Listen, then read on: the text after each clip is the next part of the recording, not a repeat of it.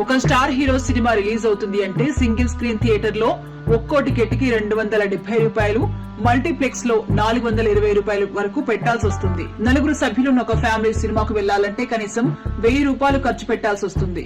ఈ కారణంగానే కల్కి 2898 AD వంటి సినిమాలకు మంచి రివ్యూలు, టాక్ వచ్చినా కూడా బాహుబలి రేంజ్ లో జనాలు థియేటర్ లోకి రాలేదు.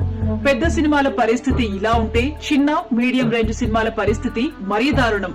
సినిమాకి చాలా బాగుంది అనే పాజిటివ్ టాక్ వస్తే తప్ప థియేటర్ల దగ్గర రెండో రోజు వసూలు రావడం లేదు. మిక్స్డ్ టాక్ వచ్చినా రెండో రోజు ఖాళీ థియేటర్ లో సినిమాలు వేయాల్సిన పరిస్థితి. అందుకే అల్లు శిరీష్ తన సినిమా బడ్డీ కోసం మినిమం టికెట్ ధరల్ని అందుబాటులోకి తేవాలని ప్రయత్నం చేస్తున్నాడు. ఆగస్టు 2న అల్లు శిరీష్ హీరోగా రూపొందిన బడ్డీ మూవీ విడుదల కాబోతోంది.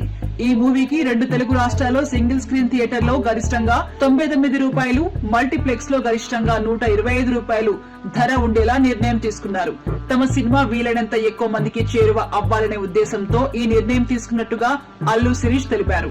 ఈ స్ట్రాటజీ వర్కౌట్ అయితే చిన్న సినిమాలు, మీడియం రేంజ్ సినిమాలు దీన్ని ఫాలో అయ్యే అవకాశం ఉంది. భారీ టికెట్ ధరల కారణంగా థియేటర్లకు రావడం మానేసిన జనాలకు ఈ ధరలు మళ్లీ థియేటర్లకు రప్పిస్తే చాలా పెద్ద సక్సెస్ అందుకున్నట్టే మరి.